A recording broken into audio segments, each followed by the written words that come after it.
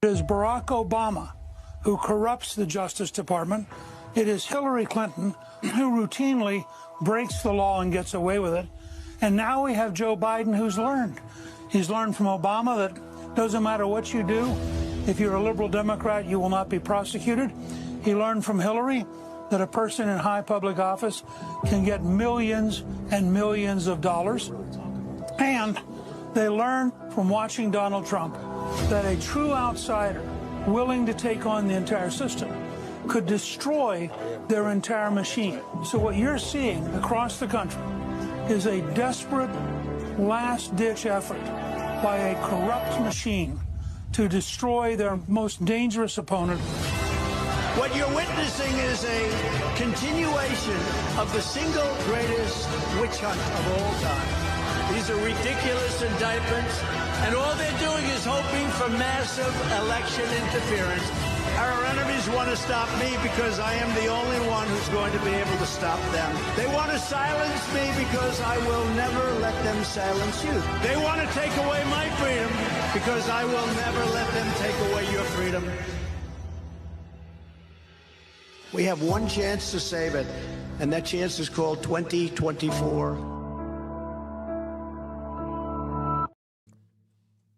Hello, everybody. Welcome to Behind Enemy Lines, a bunker hidden somewhere deep in the heart of the communist state of the shithole Illinois. Yeah, I say it. I mean, it really is. I grew up here my whole life, so I can say that. We can say that, right? It's terrible. So we got a super cool show for you guys. We couldn't mention it last week, so some of you already heard about it. It's been in the media. So last Thursday's show, we did not mention that I was one of the petitioners that filed a petition Friday at the last minute to have diaper Joe Biden removed from the ballot in Illinois using the same 14th Amendment, Section 3, that they're using against our guy, Donald Trump.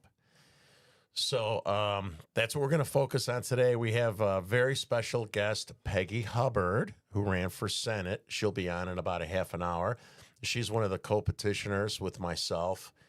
We have Shane and Tim. There are two other gentlemen. There's four of us on the petition, and very excited. We had court yesterday, so we'll talk a little bit about our first court date.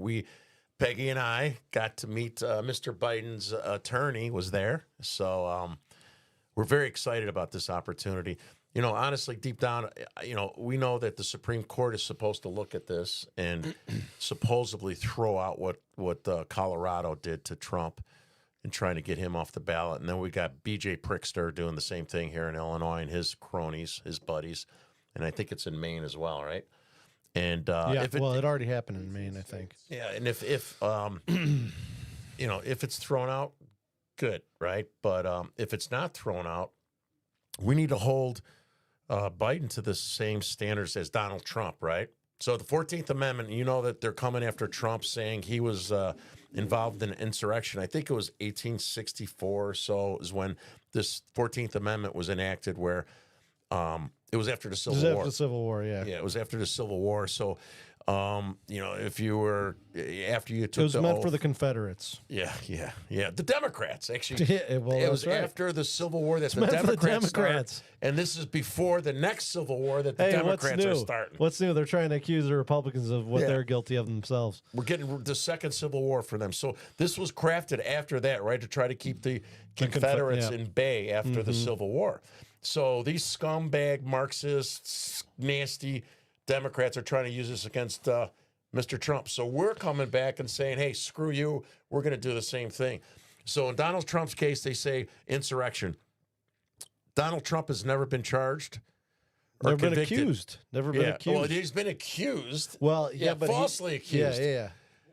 He's been falsely accused, Yeah. but he has not been charged. He hasn't right. been accused of insurrection. I was there. I was at January 6th. There was no insurrection. Trump didn't tell us to do an insurrection.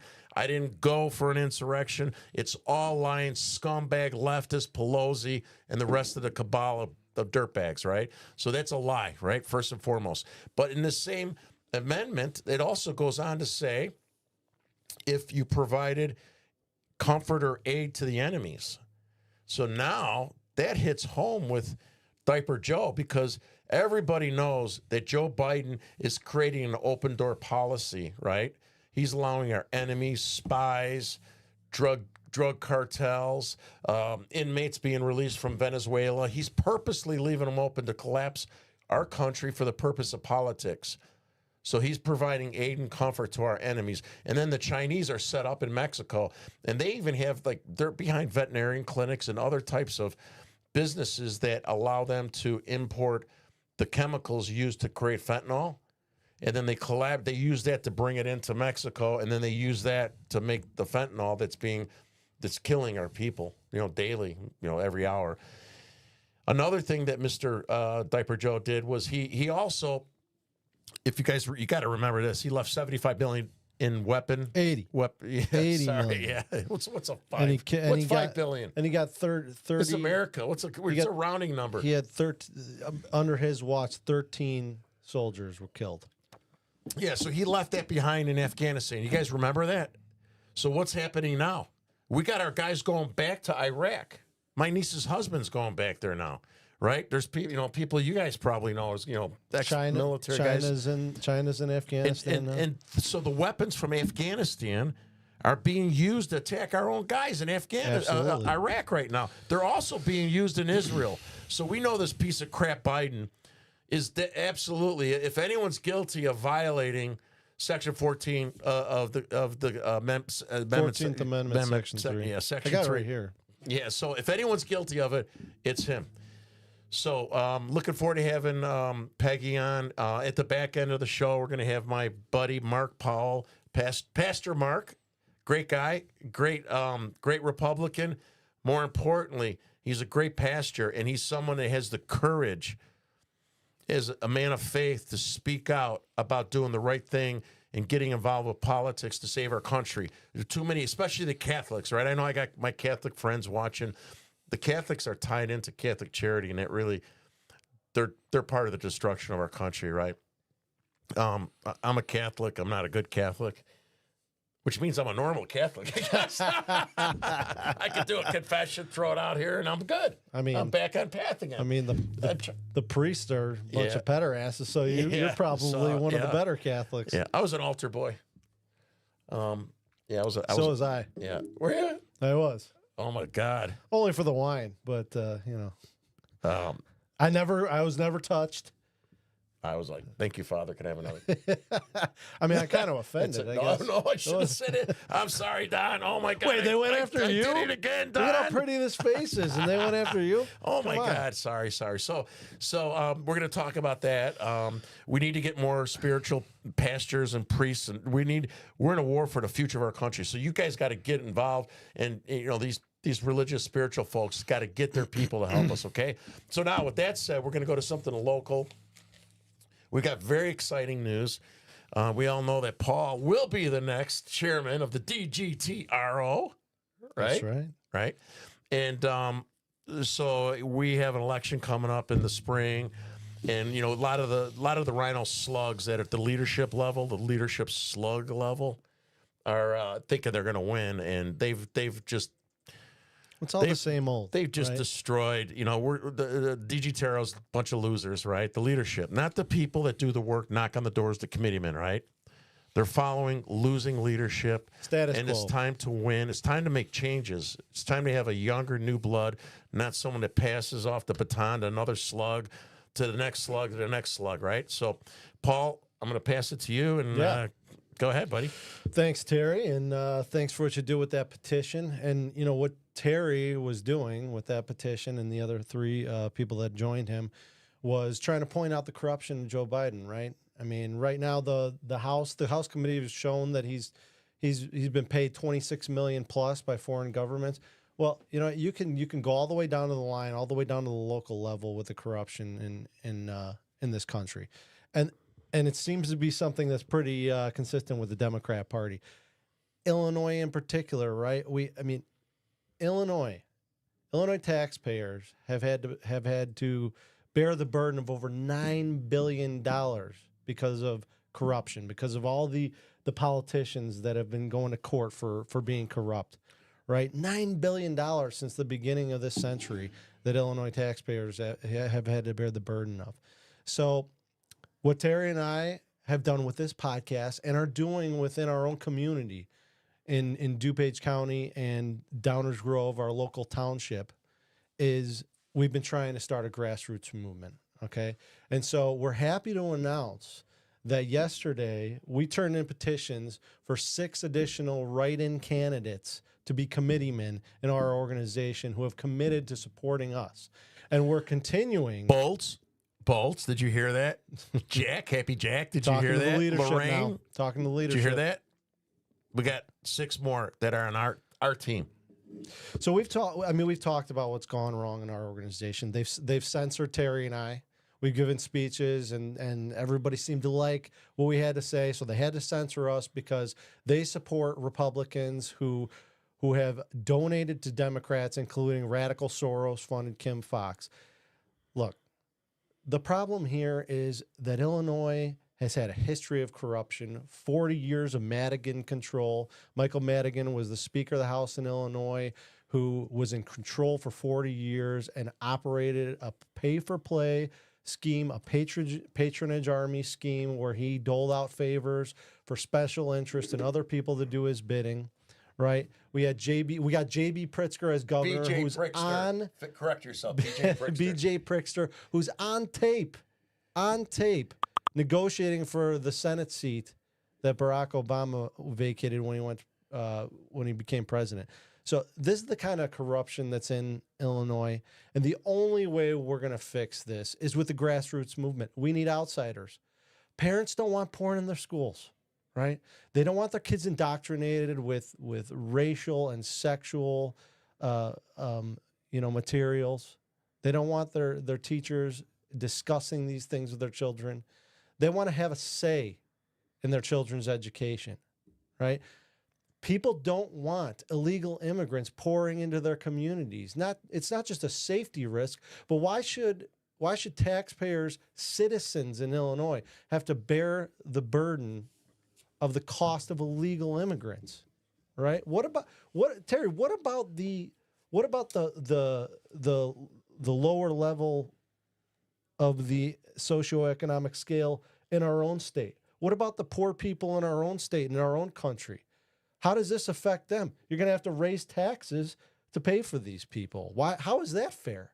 Why should they have to pay for these Hospitals are being overwhelmed in some of these cities now. California is going to give free health care to 700,000 illegal immigrants. You think that's not coming to Illinois? They all just follow each other. Paul, I want to interrupt. I want you to talk about our DGTRO. It's kind of like funny, but our meeting we had, and that one speaker that was talking about the petitions and how we need to fight for the kids against the porn and what do you call it? The Saul Alinsky tactics she wants to use. Yeah.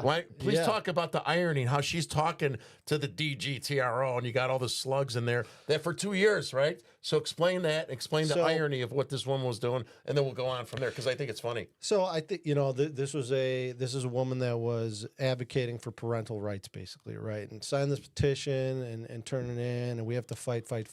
But she's just speaking into an echo chamber that is only going to serve itself. She didn't know that, though. When Terry and I have tried to make waves and say that we need to speak out against this stuff, right? We need to go to these meetings. We need to start opposing the Democrat agenda, we get told that that's not how you get independence. No, the reason that we have a supermajority of Democrats in Illinois, 40-19 in the Senate, 78-40 in the House, and lost the last two governor races, is because of the corruption, and the corruption is seeped into the Republican Party.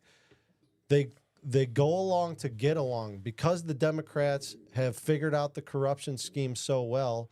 The Republicans who are in office and the Republicans who are in the establishment, they don't even realize that the agenda that the Democrats put together is one that keeps them in power. Well, and so if they want to play, they've got to pay. Well, yeah, but so this woman came in and spoke to DG Terrell from the outside, right? She didn't know that we've been fighting for 2 years to get guys like John Curran, to speak out against porn. Senator John Curran, another weasel, to say, hey, porn shouldn't be in our children's schools. She didn't know that Jack Novak and the rest of the clowns support people that donate to Soros candidates like Kim Fox, right? So she's talking, this poor woman's talking to this room full of slugs led by Novak and the rest of the clowns. Oh yeah, we want to, do you know there's porn in the schools? Not knowing that these guys wouldn't do anything. They didn't even help us with the school boards. Not knowing that a senator that's part of our group is taking money from the teachers' unions and silencing himself. Then she goes on to say, yeah, we need to start applying Saul-Alinsky tactics, right? And everyone knows what Saul-Alinsky tactics are. And these people don't have the balls, the courage to fight like Saul-Alinsky against the Democrats. But then when I criticize them, they're coming out for me. You got Sheriff Mendick and his buddies coming after me. And so anyway, it was just ironic that this woman presented to these slugs who for 2 years refused to help us at the school boards, refused to denounce porn, has a senator who takes money from the teachers' unions and then stays silent about the porn in his own daughter's school. So it was just kind of funny. I got a little bit off topic, so let's get back and move on. They don't understand that, you need to push back within your own party to say that these are the things we have to do. They're all in their own intellectual bubble, and that's what Terry and I are trying to do. And so what we're going to do is we're going to grow the grassroots movement with these new recruits that we have, and we're going to take over at the lowest level, and we're going to move our way up, and we're going to decentralize the bylaws of this organization so that we have a footprint of how to move forward. So I bet you any money Bolts is going to be on the phone all day. Whoa. Yeah. Well, we don't need gatekeepers, right? We don't need people to talk down to us to tell us we don't criticize. I got distracted again. Let's get back. Let's go back to what we got going on here. We do have to criticize our own party because they're not doing anything. All right, so got to talk about this Biden petition, right? Because speaking of grassroots, we have a grassroots movement in Illinois of people trying to get Biden off the ballot for legitimate reasons, and this was a big story, Terry. So Jason, if you want to put up that graphic of the traction that you're going to see up here, got to put it back real quick. What you're going to see up here is a bunch of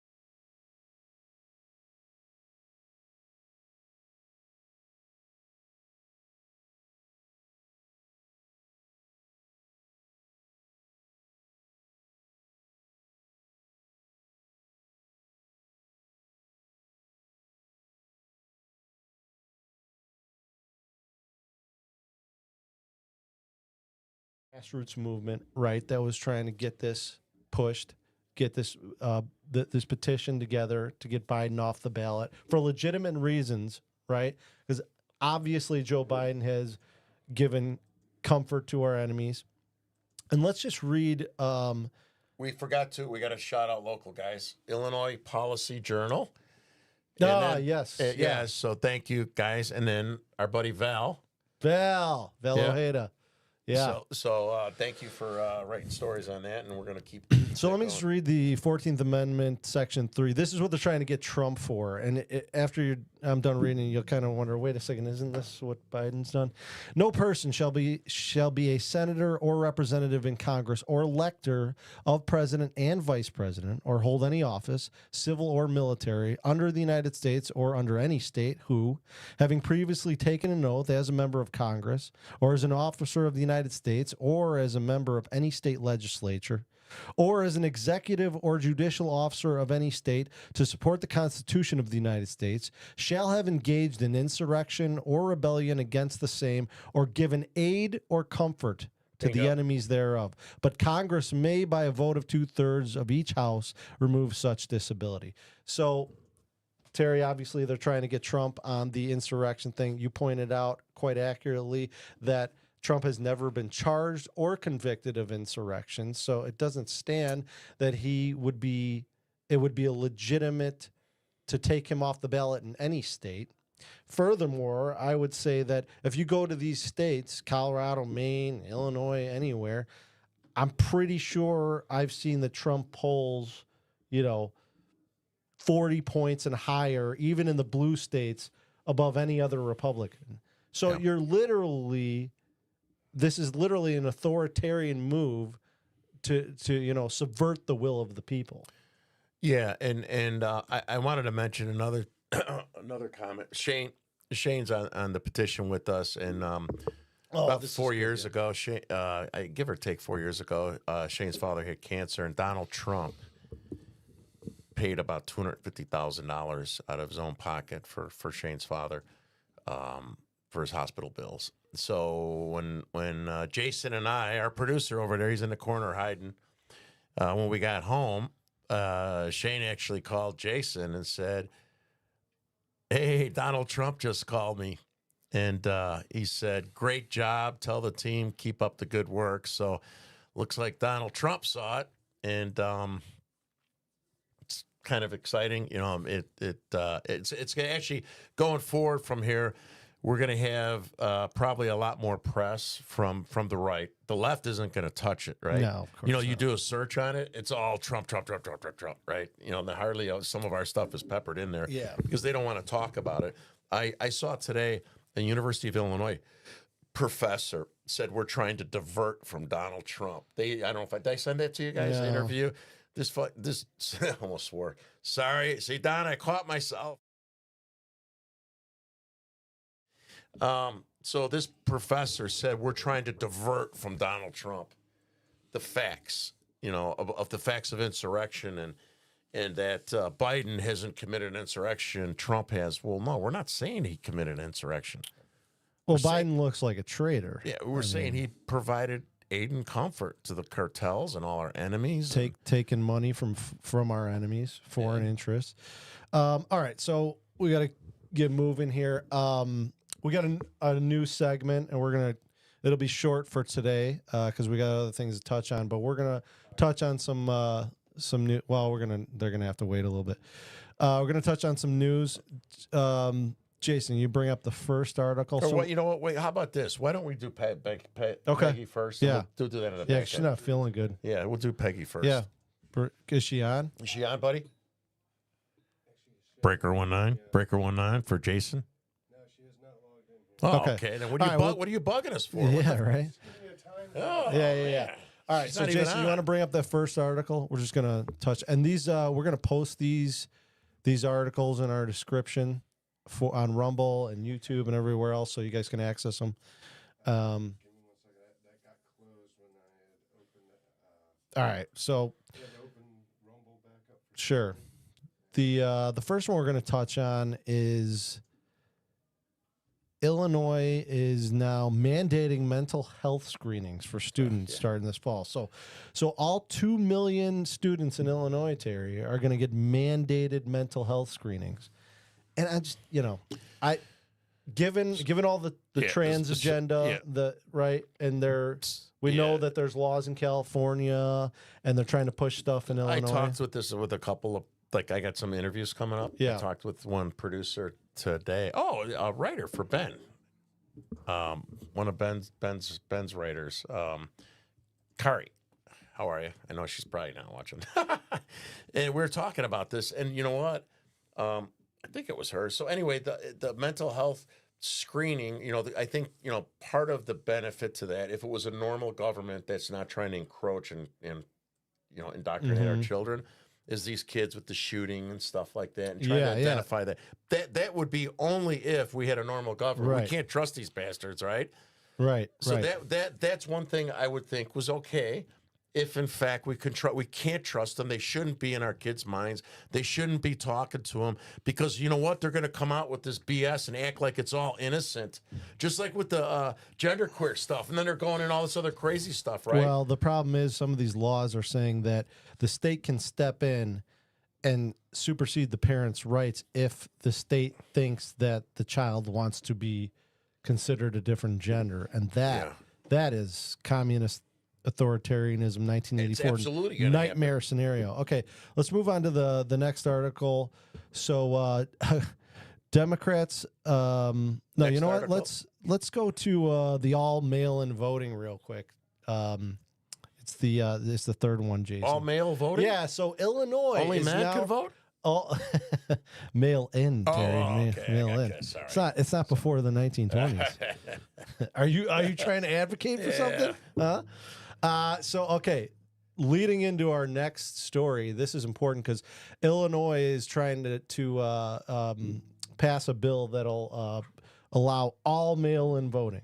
So, like we didn't think that was a problem already. They want to make it universal in the entire state of Illinois, and I think that we've seen enough stories that show that the mail-in voting is the central issue of the election integrity. Yeah, because they come out with the results like a week later. Well, I mean, they just print multiple ballots, and they have all right.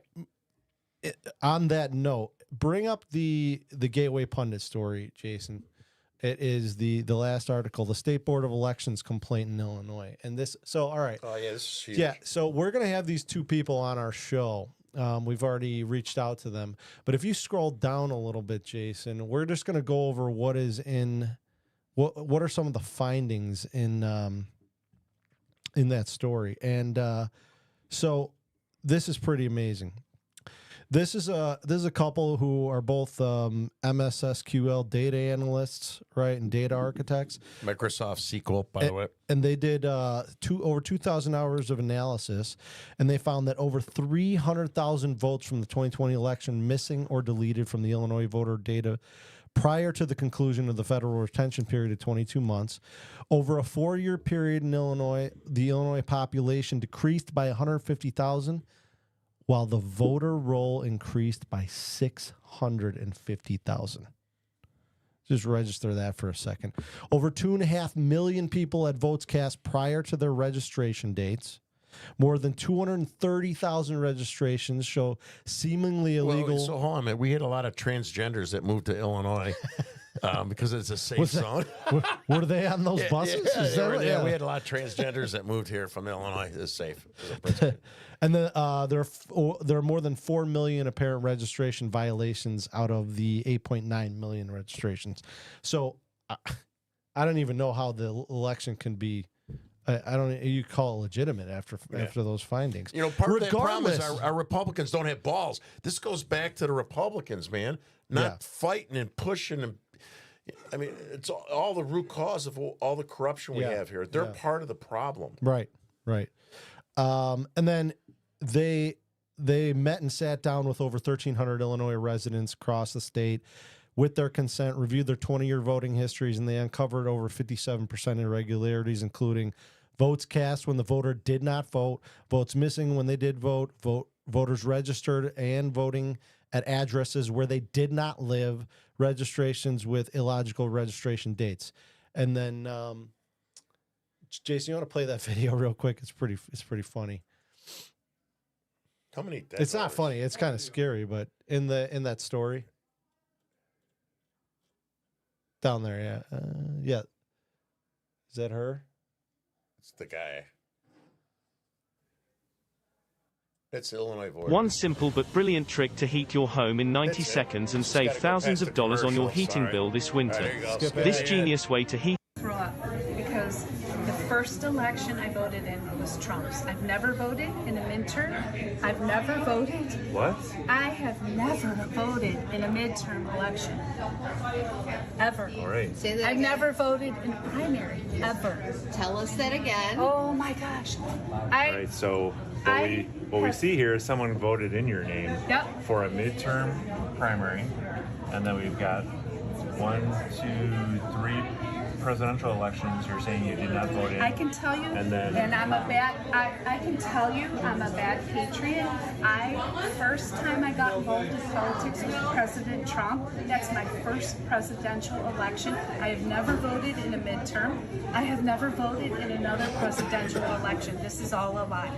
So I am so upset. So we're looking at 2 presidential votes. So they're going to be on our show in a couple weeks. So it's going to be an interesting show. That's unbelievable. All right. Do we have Peggy on, Jason? Okay. Let's try to. So let's try to move through these. This is the set. So the next couple stories that we have, these are specific to the corruption endemic in Washington. What we're going to show you is a particular NGO, a non-governmental organization, goes by the name of CREW, Citizens for Responsibility and Ethics in Washington. And this NGO is a Democrat non-governmental organization. They are the ones that funded the effort to get Trump off the ballot in Colorado, and they, along with other non-governmental organizations affiliated with the Democrat Party and the Biden administration, have been funding the other lawsuits that Trump is going through right now. So something interesting we're going to show you about this organization is their affiliation with left-wing organizations and the Biden administration. So, Jason, you want to pull up that first post where the Soros funds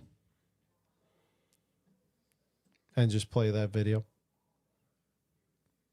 Yeah, it's going to be everything got closed when everything started playing. All right, so while we're waiting here, a quick story about Springfield. So when we pulled up to the office, they had a state police car out in front, and went inside. I talked to the police officers after we signed in. I said, "Hey, are you guys here because of me? Because I don't know if any of you that follow us.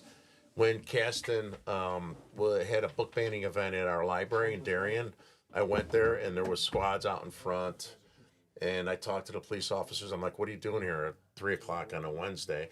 I later found out, the cop said, "I don't know, I'm getting overtime." So I later found out that Sean Kasten had the Capitol Police reach out to Darien Police because I was going to be there and say there was a security risk. So they had police officers there. Oh, yeah. So when I went in here, I go to the police officers. They're very, very nice. They're cool guys. I said, "Are you here because of me?" And the cops were laughing. They're like, "I don't know why we're here." We were told to be here, because they knew my name was on the petition. That was bonkers. And so they were sitting there. They were really cool guys. And then another interesting story. I asked the cops, "Hey, can I film?" And he was like, "I don't know. I've never been here before. Go ask her." I'm like, "I don't want to ask her because she might say no." I was hoping one of you They guys are see our us. biggest donor. So anyway, I go up to ask the lady, "Hey, can I film?" She goes, "Please sit down, sir." Like, she was definitely a liberal bitch. So I went, "Sorry, Don, I screwed up again." In nomine Don, Patriae Filii, oh. Spiritus Sancti. And then, so later they called us. We had to go, myself, Peggy, and Tim and Shane had to go and meet with the hearing officer that's going to actually read our petition and make a ruling recommendation to the board. And Joe Biden had his attorney there. And, we're sitting there, and So they knew you were doing, like, they knew that you were doing this, and you're. Oh yeah. He was served. Yeah. Biden was served. So Terry, real quick, I don't think we covered the two. Was there three? Yeah, there's two petitions. There's two petitions. Yeah, so let me finish this one. So the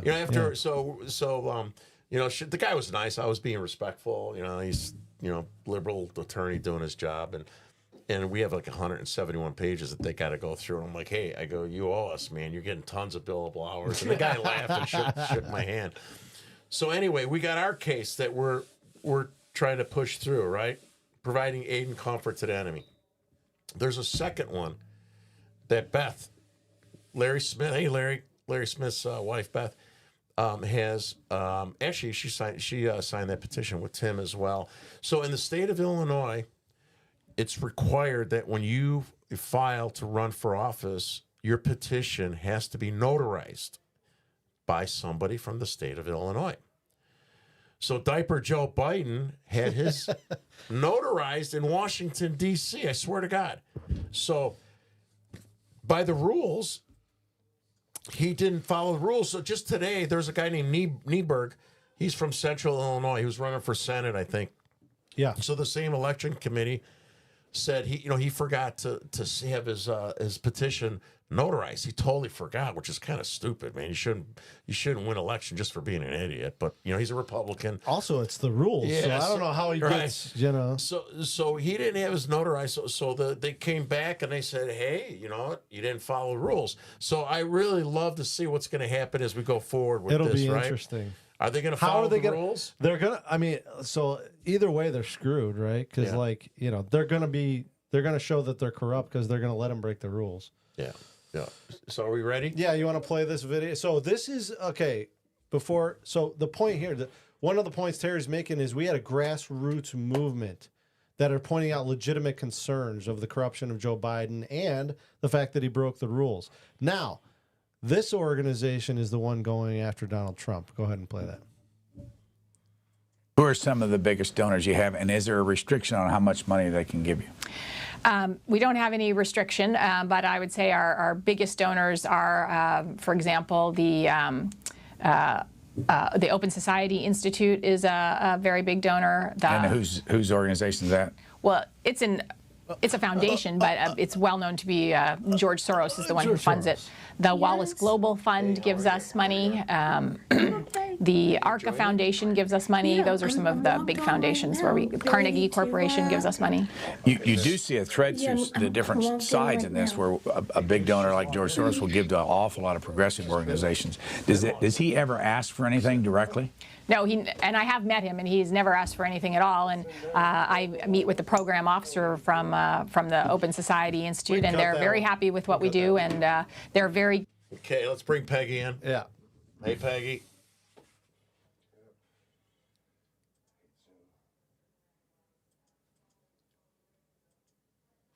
Hello, how are you? Hi, can you hear me? Yes, we can. Yes, we can. Okay, I'm here. How you doing, Peggy? It's nice to meet you. Thank you Paul. for joining. Nice to meet you. Hi. So we're very honored to have you on. We're very honored, and thank you. I'm honored to be your partner in crime. Well, not really crime. It's kind of. This is going to be fun, isn't it? It's Watch how be fun. you use that. It's fun. So Peggy, why don't you give our audience a quick little introduction? Because I don't think I gave you as much credit as you deserve. So please go ahead. I am born and raised St. Louis, married to a wonderful man of over 30 years. I heard he's good looking too.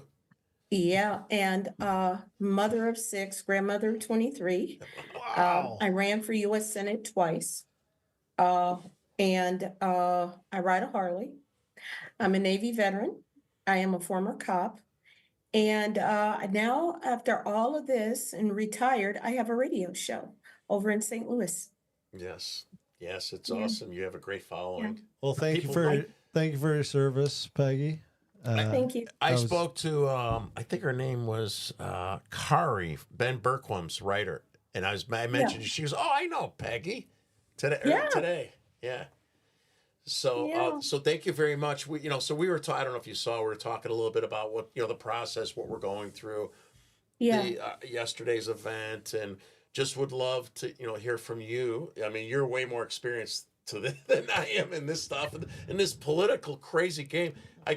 Since I've been in this a short time, it's nuts, man. Oh my God, there's so many crazy, unethical, nutty people on both sides of the, and so would love, you to share. Now, how'd you get involved in this, Peggy? I just what's the background of your involvement in this?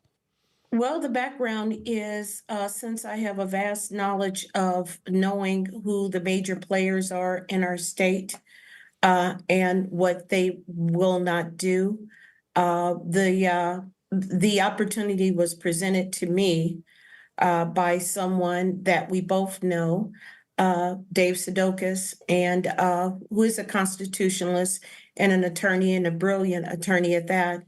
And we got to talking about what they were trying to do to Trump versus Biden and all of his crimes. And we just started talking and talking and talking.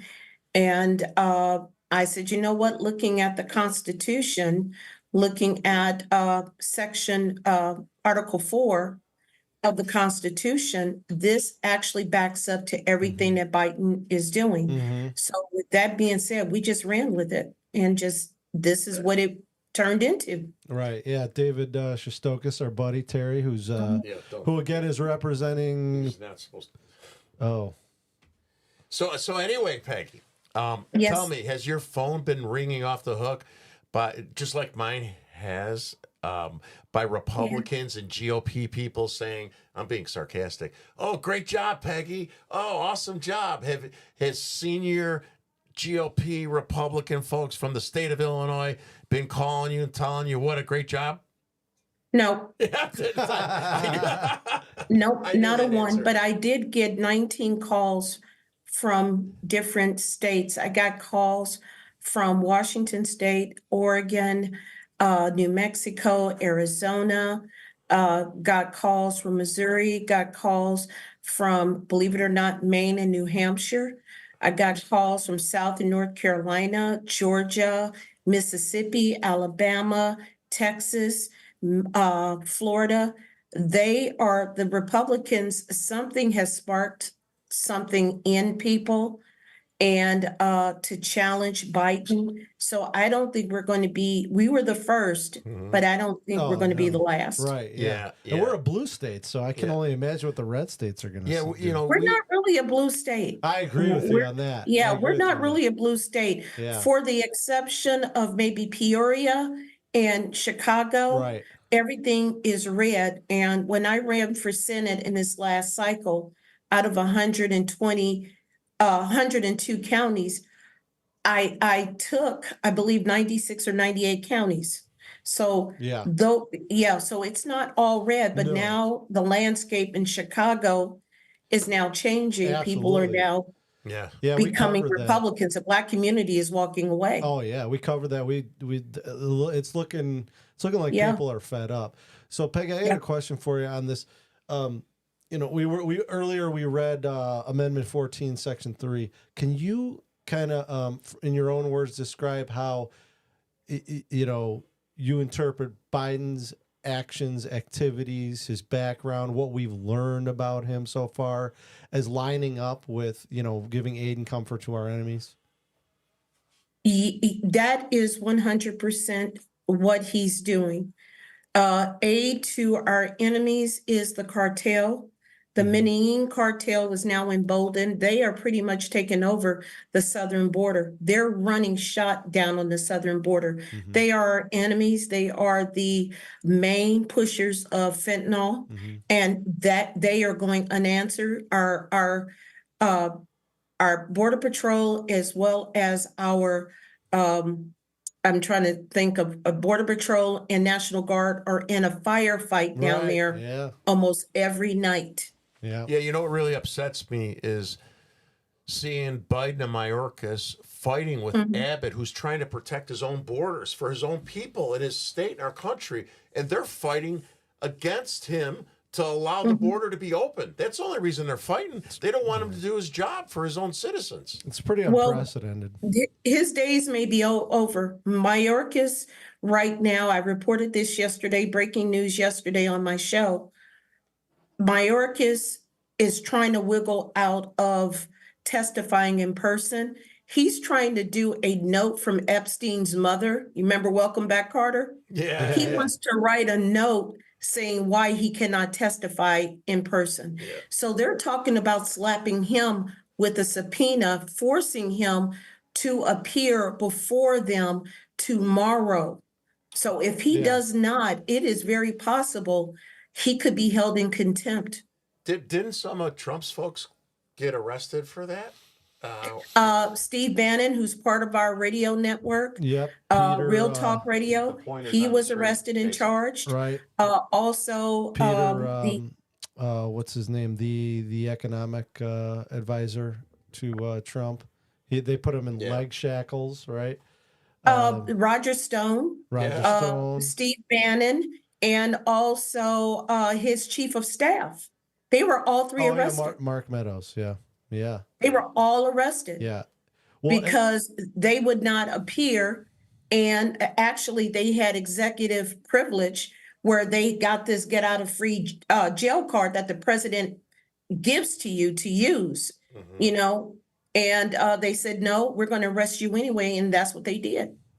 Yeah. And speaking of that, Mayorkas, we were just covering one of the NGOs that's funding the effort to get Trump off of the Colorado ballot and also is giving money to these other lawsuits. Right. Turns out that the former leader of that Citizens for Responsibility and Ethics in Washington is connected to Mayorkas. Mayorkas put him on the Homeland Security Advisory Council. So yes, he is. And then members of that organization met with the White House twice in 2023, and they also defended Hunter Biden. Go figure. So these people. These people come from the George Soros funded money and all these Democrat NGOs, and they're the ones trying to get Trump in trouble. And we have the grassroots people trying to point out that there's legitimate crimes that our president has committed and is committing at the southern border. Well, there's a new twist to the southern border. Just got released today. And I broke this story on my page, and I broke this story yesterday, and now people are running with it. But what's happening at the airport, you know how we have to give them our driver's license and they have to scan all of that for facial recognition? Yeah. Well, the illegals that are getting on planes to be relocated, they don't have to go to security checkpoints. They do not have to have ID. They are free to come into under TSA, and they can opt out of having their picture taken. They can opt out of being searched, and they let them walk freely through the airport to make their plane. You and I are not given that luxury. So that also is another chink in a ding on Biden that this is actually happening. And TSA has confirmed that they do not have to give proper ID or go through screening checkpoints when meeting their planes to go to other cities. They're allowed to walk freely. So last Sunday I went to sounds like a national security I went to threat. O'Hare Airport Terminal 2. I went to Terminal 2 across from the Hyatt, where they're housing in that parking garage right across from the Hyatt Hotel. All the illegals in there. And then they had a sign saying, you know, they don't want us in there. They don't want us filming. You know, so I walked in there, and I was kind of surprised they got a cop there. It's an aviation police officer. And then I walked, and I turned my camera on. I'm walking like with my hand to the side, and I was filming, and then some guy came up, to Hispanic guy, had a radio. He didn't look like he was a normal city worker. And he told me I'm not allowed to film inside. Yeah. And I said, this is an airport. He goes, you're not allowed to film. I go, this is a public airport. He goes, I'm going to get the police. City of Chicago doesn't want you filming. So he went and got the cop, the aviation cop, who was respectful. And he, the police officer, I said, this is the airport. He goes, yeah, but as of February 1st, it's no longer going to be public in this space. I go, well, it's not February 1st. He goes, you're right. And then the guy that got the cop said something smart. And I'm like, what'd you say? He goes, I'm trying to figure out what planet you're in the Spanish accent, what planet you're from. I go, what planet am I from? I go, what country are you from? And he goes, Canada. I'm like, he's being a smartass, right? Because I think he's trying to tie in it has nothing to do with race and the Mexican border and all these illegals, and it's just kind of ironic is that. So now the city of Chicago is going to put some special ordinance in that it's not a public place and we're not supposed to film and have access while these people are living in our airport. What kind of ordinance would that be? I don't know. He said February 1st, so obviously it would be a city ordinance, right, is what it would be. Right, but I'm saying, it would be a city ordinance. You're either in a public place or a private place. That sounds like authoritarian, control to me. But well, all the airports, all the hotels they're staying at now. Notice they're staying at all of the hotels except Hyatt. They are not allowed to step foot on Hyatt's property. J.B. Pritzker has doubled the security at Hyatt. He has over 1,350 properties worldwide. He has 6 Hyatts in Chicago. Yeah. He doubled the security. He gave orders to the state police as well as Chicago and the other munis that the Hyatt hotel chains are in. They are not allowed on the property. No illegals whatsoever. What do you know about that? It sounds like our buddy JB doesn't want to infest his own hotels with riffraff. Yeah, because I valeted at the Hyatt there, right? And so I could see the illegals through the windows and stuff on their beds and all that stuff, right? You could see it there, right across the street from the Hyatt. And I expected to see a bunch of them in the lobbies. Not once. Your point, there was cops at both. There was security and a cop at the 2 different doors that I was walking around in.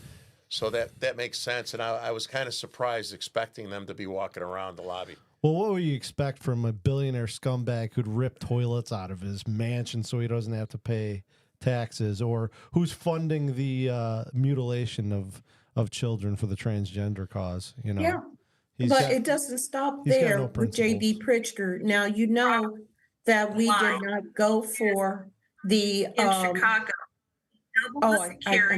I'm hearing echo here. I don't know what's happening. Yeah, one sec. That the Hyatt hotel chains are in. Sorry. Okay.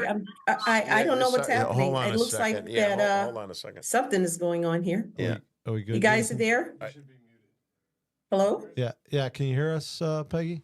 Yeah. Oh, there you are. I think we're good. Yeah, sorry. We had some little issue there. J.B. Pritzker is building the state-of-the-art gun range in Wisconsin, just over Woodstock, just over the Illinois-Wisconsin border. Mm-hmm. This state-of-the-art gun range is nothing like you have ever seen. And he just got his license to sell semi-automatic weapons. It has an indoor range. It has an outdoor range. It has a tactical field that you can do tactical shooting. All of this is going to be in Wisconsin. Now, we're not allowed to have those particular weapons in Illinois, but you can have it in Wisconsin. And he's building this complex, and it's supposed to be some of the one of the biggest ones in the country. So, have you found out what the intent of that is for? I don't know what's happening. Jason, what's going on, buddy? Hey, hold on, Peggy. Sir. Yeah. You guys are there? Yeah, 1 second, Peggy. Okay. Peggy, can you hear us? Yes. Okay. So this, I remember this is his property, right? That you're talking about. He's doing this, right? Because I remember a story during COVID where it came out that his wife and kids had gone up to their property in Wisconsin because the COVID restrictions in Wisconsin were much more Lake Geneva. Yeah, right. That's right. Lake Geneva were much more lenient than in Illinois. So this guy's reigning over Illinois and imposing these COVID restrictions on us and allowing his family to go up north because the restrictions are more lenient. And then when they found out about that, they all of a sudden his family went down to Florida to get away from the media.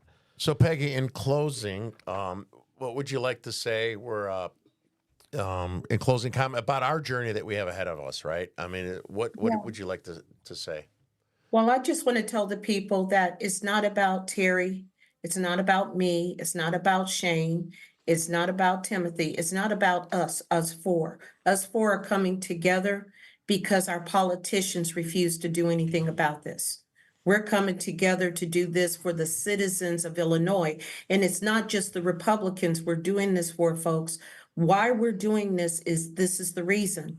If they can weaponize our so-called elections and decide who can be on the ballot and who can't, they can take their political opponents off the ballot at willy-nilly.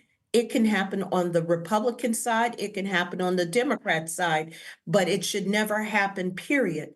And any government that is weaponizing our elections to take out their opponent, that is a totalitarian government in the making. And this is what our forefathers, this is what they warned us about.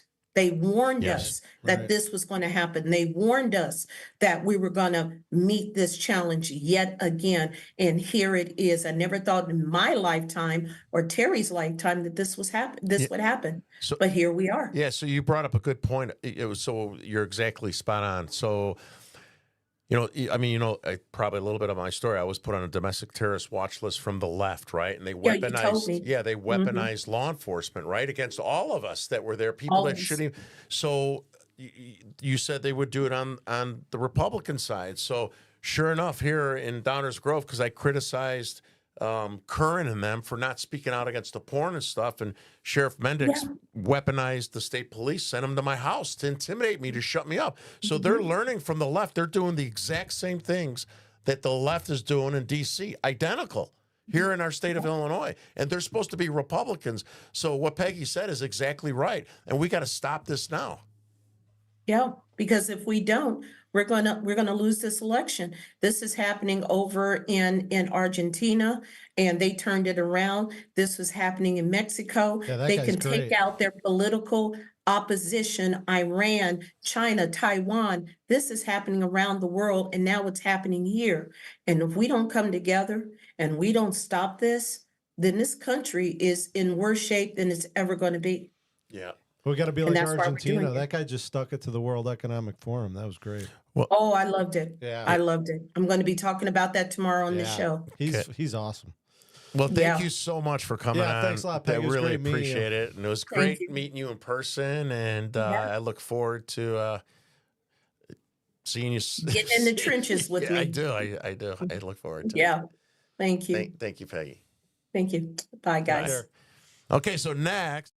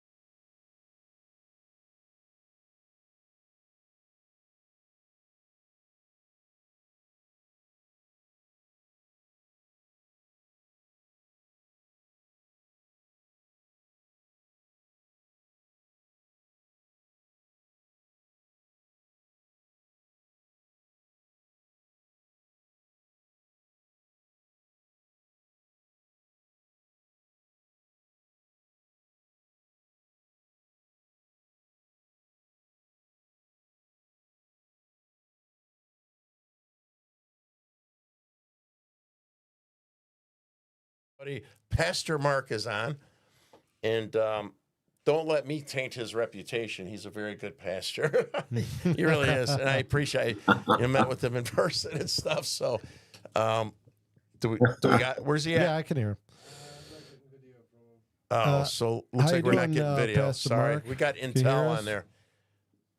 Can We you got hear your that? picture. Is that- There we go. We got your picture. How you doing, Oh, yeah, Pastor yeah. Mark? Okay. Can you hear me, guys? Yeah, we can hear you. Hey, so Hey, thank you. God bless you. God bless all in Illinois.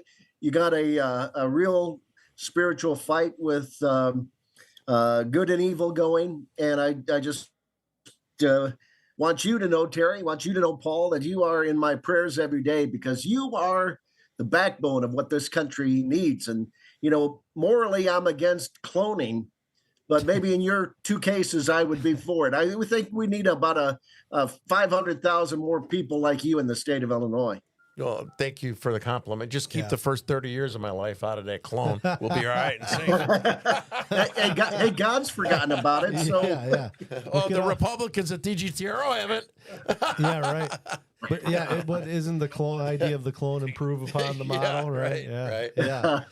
Yeah. No, we appreciate that, Pastor Klein. I mean, obviously with this Biden petition, We got echo. we got an echo going on here. Oh, so looks like we're not getting video. Sorry, we got Yeah. intel on there. Hold on, Pastor Klein. Can you hear? Can you hear us still?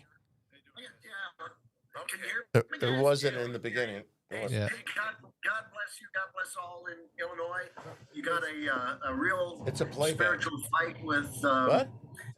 good and evil going. And I just want you to know, Terry, want you to know, Paul, that No, you that's are a in my rerun. prayers You're every playing day a rerun. because you are the backbone of what this country needs. And, morally, It's a I'm re- it's a against rerun. Yes, it's coming through his speakers. But he already said it. Can you Oh, hear? hey, are your speakers coming through, Pastor Mark? like you in the state of I could hear you. Yeah, I think your speakers are playing as you hear, and it's coming back through us. Can you? Do you have speakers on, Hey, God's forgotten about it. So Mark? If you have like speakers on, try to turn them off because we're getting feedback. I think through your speakers there. okay. Let me see. Obviously with this Biden. How's that? Is that better? Yeah, that's good. There you Yeah. go. There you go. Yeah, we can hear you now.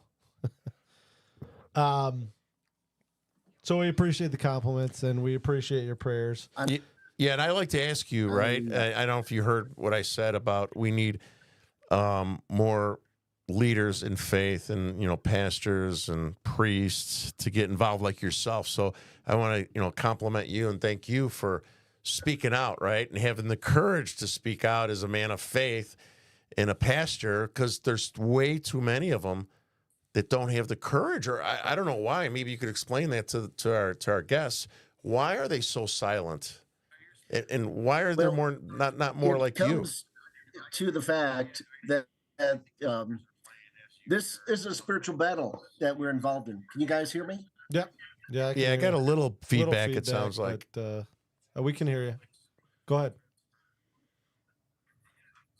It seems like there might be a little delay going on. But if you can hear me, I'll continue. Yeah, we can hear you, Pastor. Go ahead.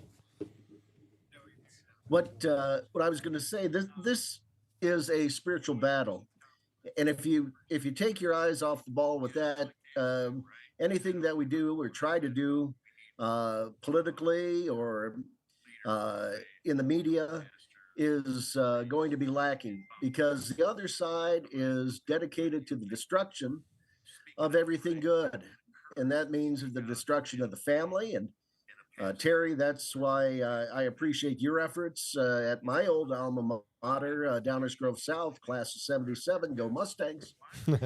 I'm a native of Chicago. I grew up in Darien. I played Little League baseball in Darien. So I have a great love for the state of Illinois and the suburbs of Chicago. But I wouldn't want to live there now because it's Pritzker land. Yeah. And that boy wants to be president someday, and he's doing everything in his power to make Illinois a a springboard for his presidential ambitions now that he's gotten reelected. And that means to move nationally, to have his funding. Of course, he's a billionaire, for baby killing, and to elect baby killers to Congress and to higher office. And that, I think, is reprehensible. It's disgusting. It's sinful. Mm-hmm. And so we are at that point where the church has really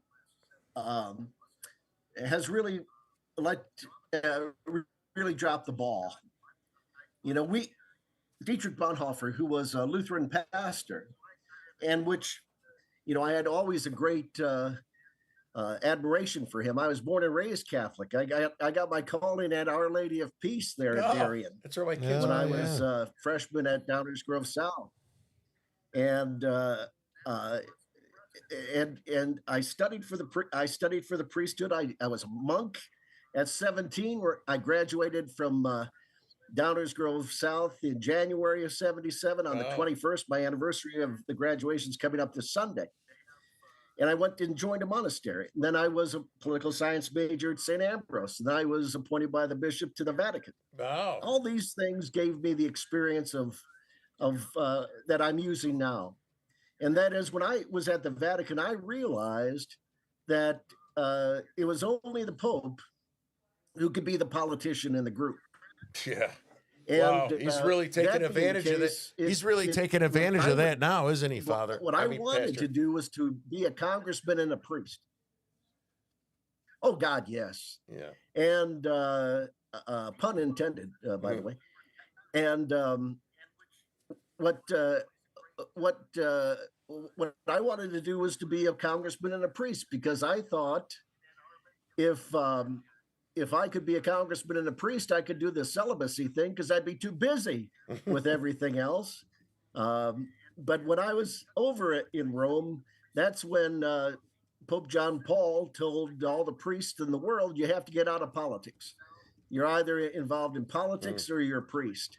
He was very upset at Father Drinan, who was a Jesuit and was a congressman from Massachusetts. And there were two brothers in the Noriega communist government in Nicaragua at that time. And that's what caused him to say, you know, everybody gets out. And so many did, and some didn't. The president of Haiti was a Catholic priest, and he left the priesthood. But what happened at that point, it was in my journey was, well, if I'm going to be just a priest in, say, Keokuk, Iowa, which is a nice place to be, but it's not what I thought could fulfill what I could do. That I could not take part in the public square and vocalize my faith. Yeah. And so so I left. I was a very active Catholic for a good number of years, and then the Boston thing came up. And I knew about that in 1977. I warned the Bishop of Davenport about it then. And back in 81, when I left the Vatican, and he said he'd take care of it, he never did. Mm-hmm. And so the Catholic Church has imploded. Oh, yeah. And it's lost its moral voice. For sure. So we're getting feedback, so we have to figure this out, because I'd love to have you back on with your story, and I think we'll do a spiritual one, believe it or not. There was, you know, very similar, we had like similar backgrounds. So when you were 17, when you were a monk, I was on the Southwest side, I was a punk. And rhyming doesn't mean well, I should be a you rapper. You'll get wiser with age, Terry. Right. God. I really respect you coming on, and I respect you standing up and getting involved and trying to get people involved to help us in this battle, because it is good versus evil, and Absolutely. we need good people to recruit more good people to help us, because we need more people in this battle. Well, we definitely need spiritual leaders to stand up. You don't hear. Here's the rub with churches. Churches are political institutions. The Protestant church is mainly run by church councils, and the Catholic Church is run by the bishop, the local bishop, and they're middle managers to the folks at the Vatican. Now, Pope Karl Marx I who I like to call this Pope, Francis, is a communist, pure and simple. Yeah. He threw the Chinese Catholics under the bus. He didn't listen to Cardinal Zen. He sent a disgraced and now defrocked Cardinal McCarrick over to Beijing to make the deal with the Chinese government and Xi Jinping. And that is leading to a great suffering of the Christians who are Catholics in China right now. Yeah, isn't the Chinese government rewriting the Bible in China? Catholic Church and the Catholic priests are silenced. And there was one event in 2020.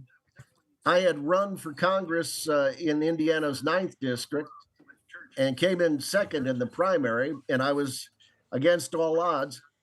But then what happened was BLM was huge. Remember back then with George Floyd, the protests and the revolutionary actions? Yes, of course.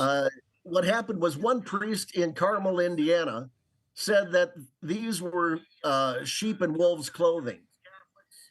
No, these were wolves in sheep's clothing, the BLM people, and that they were communists. And they were. But the bishop kicked him out of his job. I won't say anything. So I protested that with my collar on. And so get this, you have a Lutheran pastor at the Catholic Church supporting the Catholic priest. And the people didn't know what to do. When they saw the collar, I was at the entrance to the church at the masses. And I was the only one out there for the first 20 minutes. And then the BLM people came next to me and started harassing me. And I held a sign that said, Father Ted is a great priest. That's what the sign read. Well, when people read that, when they saw the collar, they said, well, yeah, what he's doing, let's do that.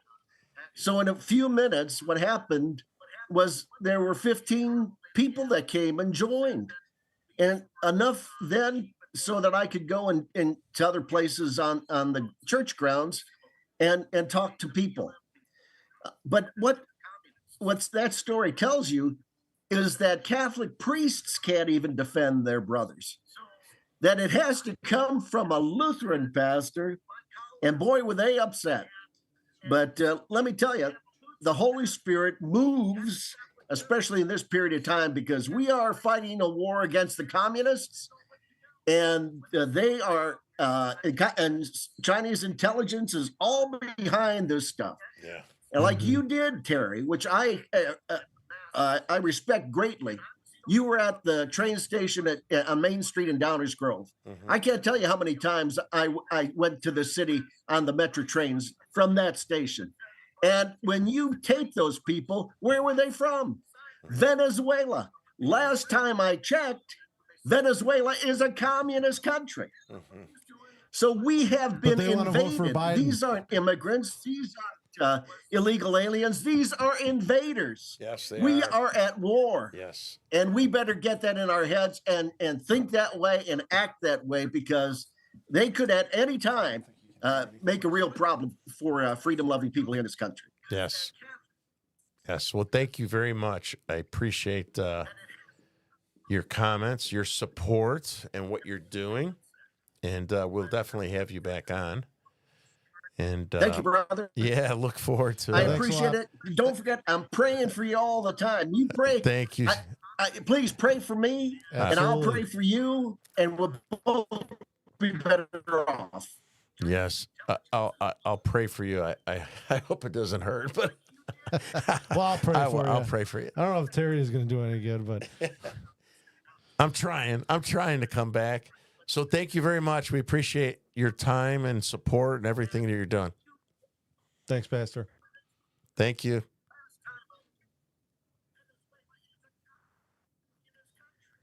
God bless you. God bless you both. We're going to win this one. We know how the book ends.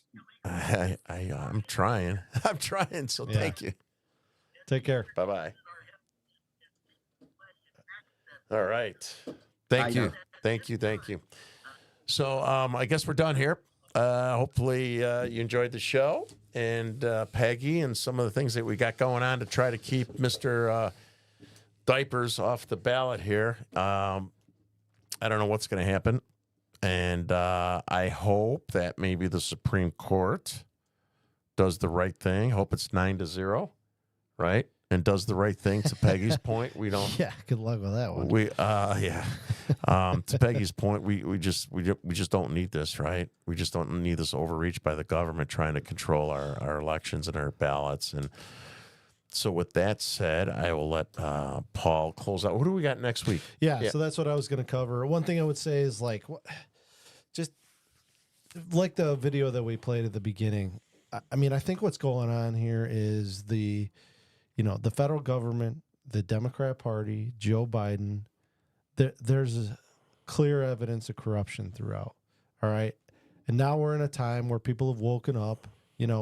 X has changed with Elon Musk, and people are allowed to disseminate information to show all this evidence.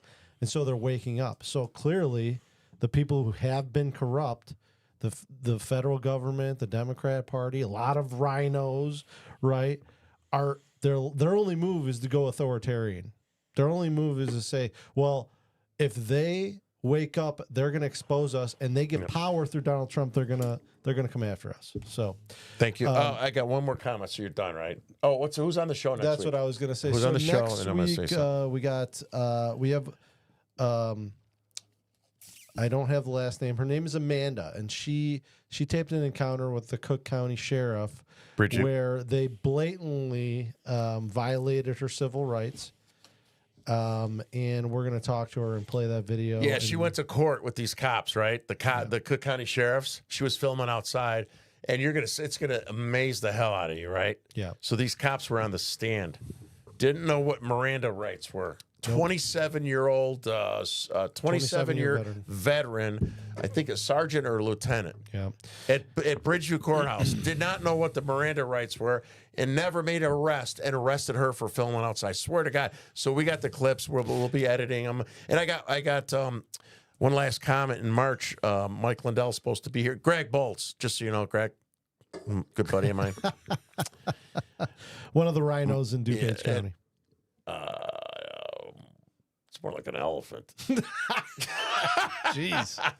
So anyway, we got Mike Lindell's supposed to come in town. We're still working on that, and some other interesting Republican leaders. So we'll let you know once that's confirmed. Yeah, and we're gonna touch on the local issue. We had I confronted the mayor in our town, Downers Grove, about the immigrant issue and the safety issue. He chose to ridicule his own constituents and say it was a shame that they had First Amendment rights. Yes. And then proceeded to defend the illegals.